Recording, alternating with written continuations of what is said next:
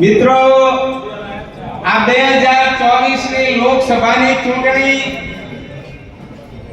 એ માત્ર સંસદ સભ્ય ચૂંટવા માટેની ચૂંટણી નથી. સંસદ સભ્ય તો ચૂંટવાના જ છે, પણ આ ચૂંટણી એ આપણા સૌનું દેશનું ભાવિ ઘડવા માટેની ચૂંટણી છે. આ લોકસભાની ચૂંટણી એક કેન્દ્રની અંદર સરકાર બનાવવા માટેની ચૂંટણી છે, દેશ ચલાવવા માટેની ચૂંટણી છે. નરેન્દ્રભાઈ મોદી સાહેબને ફરી દેશના વડાપ્રધાન બનાવવા માટેની ચૂંટણી. મોદી સાહેબને ફરી દેશના વડાપ્રધાન બનાવવાના છે ને? ફિર એક બાર જોરથી બધા બોલશે, ફિર એક બાર, અબ કી બાર, અબ કી બાર. અને મિત્રો આપણું લક્ષ્ય सत्ता ये हमारा अंतिम लक्ष्य नहीं है, सिंहासन हमारा अंतिम लक्ष्य नहीं है.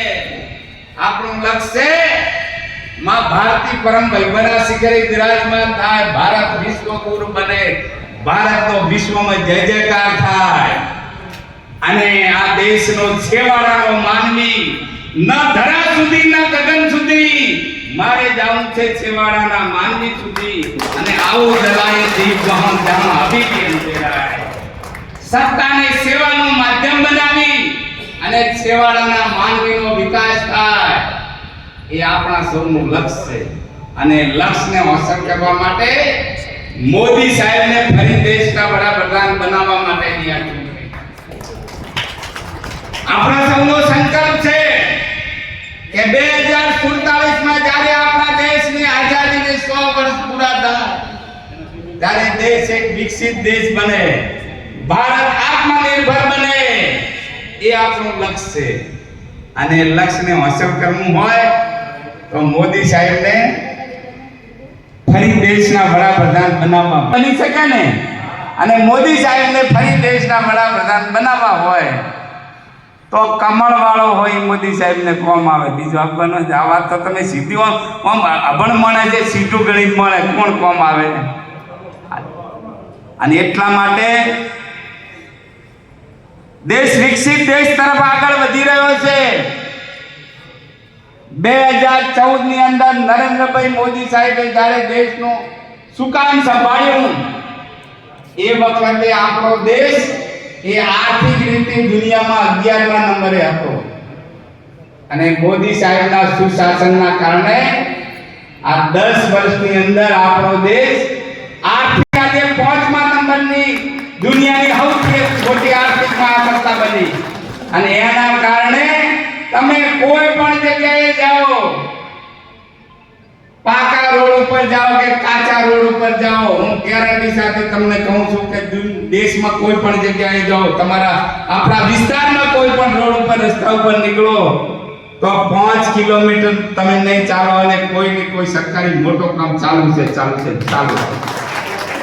એ પછી રોડનો હોય, રેલવેનો હોય, શાળાનું હોય, આરોગ્યનું હોય કે કોઈ પણ કામ, પાણીનું હોય, આ તમે કોઈ પણ જગ્યાએ જાઓ, કાચા રસ્તા ઉપર જશો તો પણ કામ ચાલુ છે. એનું કારણ છે કે આપણે આર્થિક 11મા નંબરે હતા અને જગ્યાએ 5મા નંબરે આયા. એટલે કોઈ પણ કામ કરવું હોય તો તિજોરી તો ઘરે તમે હવાળવી પડે ને, તિજોરી પ્રમાણે આપણે વ્યવસ્થા કરવી પડે. અને એટલે આપણે સુશાસનના કારણે આ ભ્રષ્ટાચાર બધો કાબૂમાં આવ્યો, એના કારણે આ જ્યાં બાજુ નજર નાખો એ બાજુ વિકાસ દેશમાં દેખાઈ રહ્યો છે. અને આગામી 5 વર્ષ એ વિકાસ માટે સૌથી અગત્યના છે. મોદી સાહેબનો આપણો લક્ષ્ય કે આગામી 5 વર્ષમાં મોદી સાહેબ તો 2027 ની વાત કરે છે. આગામી 5 વર્ષની અંદર આપણો દેશ 5મા નંબરથી 3જા નંબરની દુનિયાની સૌથી મોટી મહાસત્તા બનવા જઈ રહ્યો છે. આર્થિક રીતે આપણે 3જા નંબરની મહાસત્તા બનીશું. તો 5મા નંબરે આટલો વિકાસ તમને દેખાય છે, તો 3જા નંબર ઉપર આવીશું ત્યારે આ વિકાસની ગતિ ડબલ થઈ જવાની છે. અને એટલે મિત્રો આપણું લક્ષ્ય વિકસિત ભારત, ભારત માતાનો વિશ્વમાં જય જયકાર થાય, ભારત વિશ્વ ગુરુ બને, ભારત માતાનો વિશ્વમાં ડંકો વાગે એના માટેની આ ચૂંટણી છે. અને વિકસિત દેશની સાથે આપણે આપણા વિસ્તારને પણ વિકસિત વિસ્તાર બનાવવાનો છે. આપણા વિસ્તારની પણ જે સમસ્યાઓ છે એનો ઉકેલ લાવવાનો છે. એના એ દિશામાં આપણે ભરપૂર પ્રયત્ન ચાલુ કર્યો છે. અને તમે 12 મહિના પહેલા કોંગ્રેસનો ધારાસભ્ય હું હતા ત્યારે કામ જો અને 12 મહિનાની અંદર તમે કામ જો ગેરંટી કે 10 ગણી ગતિ આપણે વધારી છે. એ તાકાત છે મોદી સાહેબની સરકારની, તાકાત છે ભાજપની સરકારની. તો આપણો વિસ્તાર પણ વિકસિત વિસ્તાર બને.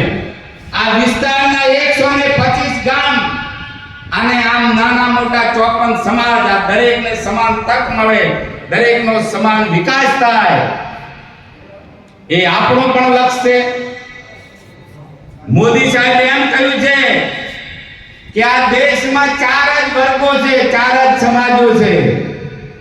એક વર્ગ છે યુવાનોનો. તો યુવાનનો વિકાસ થાય તો બધી 54 સમાજનો વિકાસ થઈ જાય કે ના થઈ જાય.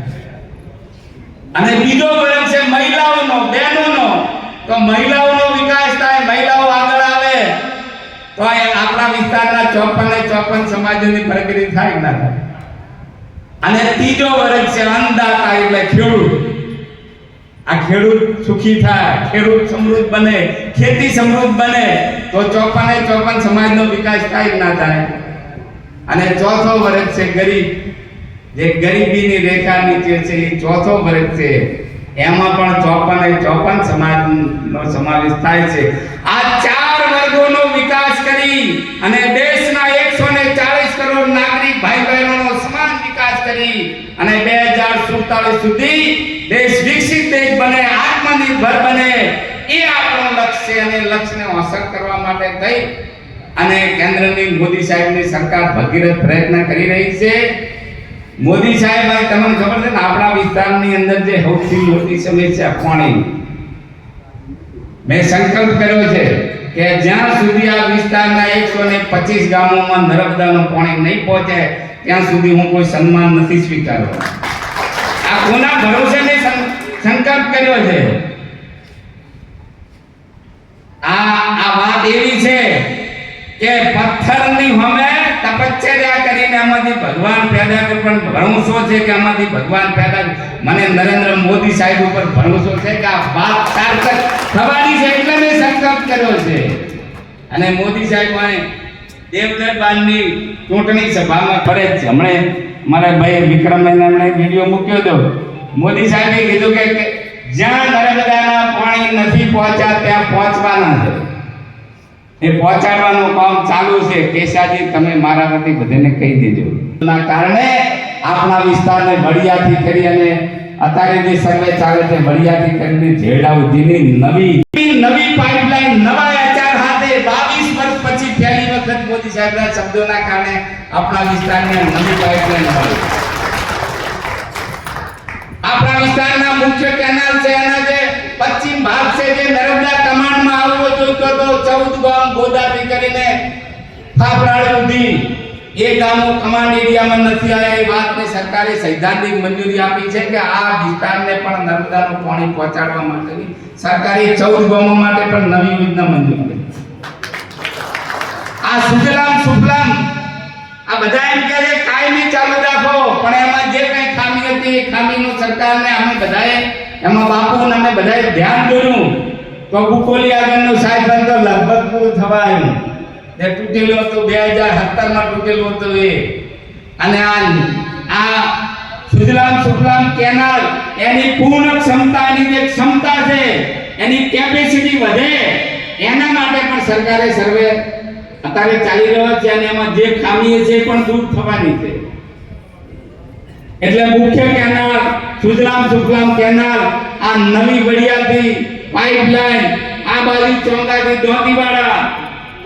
દોંતીવાડા જે પાઇપલાઇન જાય છે, એ પાઇપલાઇન ની અંદર અત્યારે હાલ આપણા હમણાં મુલકપુરના તળાવનો આપણા 91 લાખના ખર્ચે ખાતમુહૂર્ત કર્યું. રતનપુરાનું એ ટેન્ડર ઓનલાઈન થઈ ગયું છે. પાલડી અને રામબાગના તળાવો નીમ થશે એટલે આગળની કાર્યવાહી થવા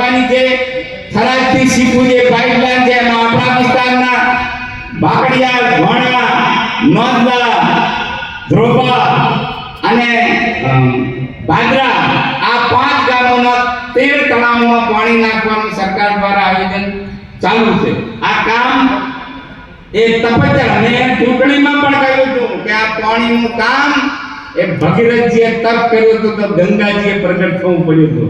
તો આપણે પણ તપશ્ચર્યા કરવી પડશે અને તપશ્ચર્યાના અંતે આ 125 ગામો સુધી આ પાણી પહોંચવાનું છે. એ પાણી પહોંચાડવા માટે પૈસા તો જોઈશે કે નહીં જોઈએ? રોડ માંગો છો બધા તો રોડ નવા લાવવા છે, પૈસા તો જોઈશે કે નહીં જોઈએ? એમને આ થવાનું નથી. ગ્રાન્ટ તો જોઈશે કે નહીં જોઈએ? અને ગ્રાન્ટ ક્યાંથી આપવાની છે?